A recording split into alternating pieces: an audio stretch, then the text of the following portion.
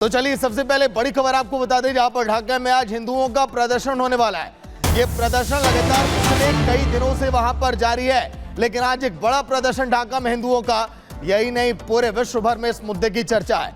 हिंदुओं पर लगातार जो हमले हो रहे हैं, मंदिरों पर हमले हो रहे हैं, भारत के प्रधानमंत्री नरेंद्र मोदी ने भी बांग्लादेश के हुक्मरानों से सवाल किया था कि आखिर बार बार हिंदुओं पर यह हमला क्यों, और इसीलिए आज हिंदू प्रदर्शन करेंगे और नारेबाजी करेंगे। और बांग्लादेश में इसी तरह की तस्वीरें आप देखिए, भगवा हाथों में झंडा है और कई जगहों पर इसी को लेकर जमकर बवाल भी है। लाखों हिंदुओं ने जमकर प्रदर्शन किया और आज ये प्रदर्शन, ये आंदोलन बहुत बड़ा होने वाला है। ऐसे में देखना काफी अहम, क्योंकि अगर हम बात करें, अमेरिकी जो पूर्व राष्ट्रपति ट्रंप हैं, उन्होंने भी इस बात की चर्चा की और इस बात का जिक्र भी किया है।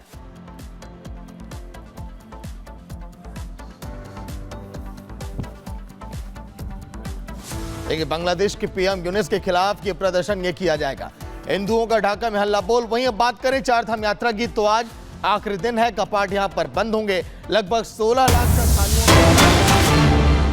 लाख श्रद्धालुओं ने दर्शन किए। समापन की ओर चार धाम यात्रा तैयारियां जोरों पर थी, लेकिन आपको याद होगा जून और जुलाई का वो महीना जब लगातार बारिश हो रही थी, लैंडस्लाइड की खबरें सामने आ रही थी, उस समय रफ्तार थोड़ी सी धीमी पड़ी थी। लेकिन चार धाम यात्रा में कई श्रद्धालुओं ने हिस्सा लिया। 12 ज्योतिर्लिंगों में से एक केदारनाथ धाम, जो आज कपाट बंद होंगे। कल यमुनोत्री और केदारनाथ के कपाट बंद होंगे, लेकिन श्रद्धालु जो लगातार पहुंचे, कहीं से भी भक्तिमय माहौल में कमी नहीं दिखाई दी। समापन की ओर ये चार धाम यात्रा, प्रशासन की भी तैयारियां हर बार केदारनाथ यात्रा को लेकर जोरों पर रहती है। ये देखिए, ये उत्साह, ये उल्लास कुछ इसी तरह से हमेशा यहां पर दिखाई दिया।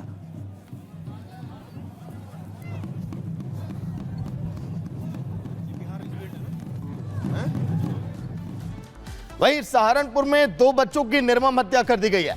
2 बच्चों की निर्मम हत्या के बाद पूरे इलाके में इस समय दहशत का माहौल है कि आखिर किसने इस घटना को अंजाम दिया है। 2 बच्चों की निर्मम हत्या के बाद पुलिस अब पूरे मामले की जांच में जुटी है, क्योंकि संदिग्ध परिस्थितियों में भाई बहन की मौत हुई है।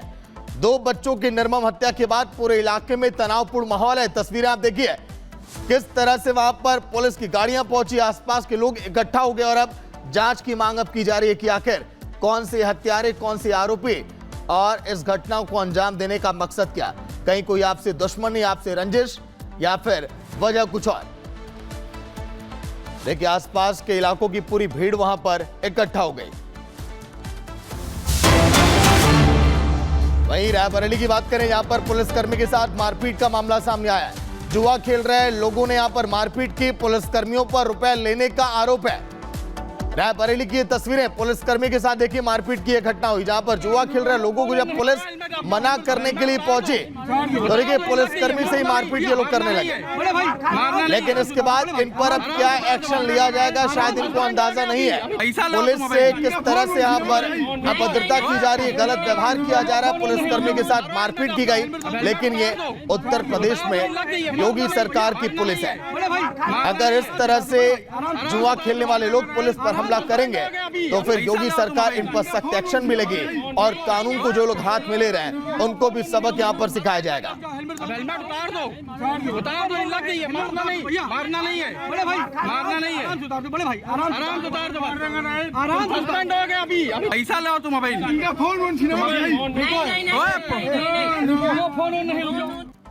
तो इन तस्वीरों को देखा आपने, लेकिन यूपी में पुलिस के इस्तकबाल को बार बार चुनौती दी जाती है। लेकिन ऐसा करने वाले शायद ये भूल जाते हैं कि ये यूपी है, जहां योगी सरकार का राज है, और अगर यहां पर कानून अपने हाथ में लिया तो सजा तो देखिए जरूर मिलेगी, भरपूर मिलेगी, और मिलेगी कि जिसको आप याद भी रखेंगे। लेकिन कई पुश्तें याद रखेंगी, सजा वैसी मिलने वाली इनको। बरेली में लोगों ने गलती की तो सजा मिली, लेकिन उन्होंने क्या कुछ किया, रिपोर्ट में आप देखिए। अपराध और अपराधियों के प्रति जीरो टॉलरेंस की नीति के तहत जो कार्य प्रारंभ हुआ, आज उसका परिणाम है अपराधी जेल के अंदर है।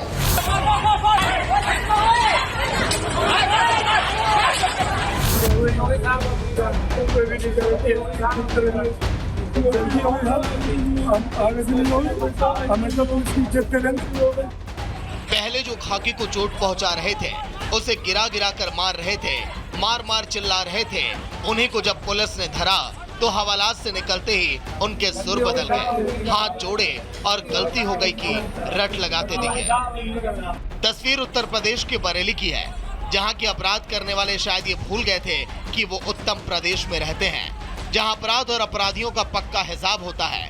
योगी की पुलिस के कानून को अपने हाथ में लेने वालों का इलाज होता है। अब इन्हें ही आप देख लीजिए, जो हाथ जोड़े और लंगड़ाते हुए दिखाई दे रहे हैं। और ये वो जुआरी हैं जो दिल्ली वाली रात प्रेमनगर इलाके में एक जगह बैठकर जुआ खेल रहे थे।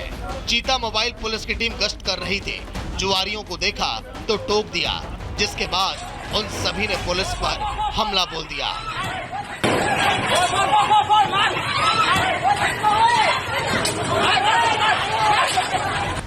हमलावरों ने पुलिस कर्मियों की डंडों से पिटाई की, उन्हें गिरा गिरा कर पीटा और पत्थरबाजी की।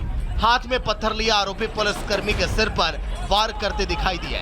पुलिसकर्मी गिरा तो उस पर डंडे बरसा दिए जाते हैं, जिसमें 2 पुलिसकर्मी घायल हुए तो कुछ ने खुद को मंदिर में बंद कर जान बचाई।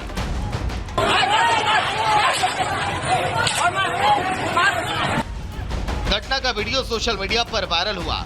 उसके बाद मामले में प्रेमनगर थाने में 15 नामजद और 25 अज्ञात लोगों के खिलाफ रिपोर्ट दर्ज की गई, जिसमें 9 गिरफ्तार करके जेल भेज दिए गए। लेकिन जैसे ही वो हवालात से बाहर निकले, उनकी सारी हेकड़े निकल गई। योगी सरकार की सख्ती के आगे वो भीगी बिल्ली बने नजर दिखाई दिए।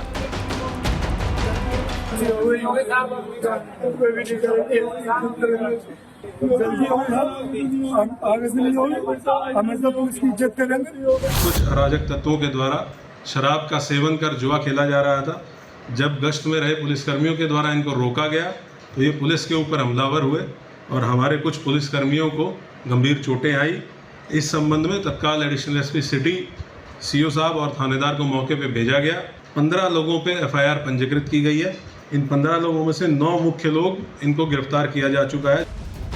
पुलिस की ऐसी कार्रवाई ऐसे अराजक तत्वों के लिए साफ संदेश भी है कि अगर कोई इस तरह का अपराध करता है या महिलाओं से अभद्रता करता है तो उसके खिलाफ कठोर कार्रवाई की जाएगी और यूपी में हर अपराध और अपराधी को सजा दी जाएगी। Bureau report, Republic Bharat.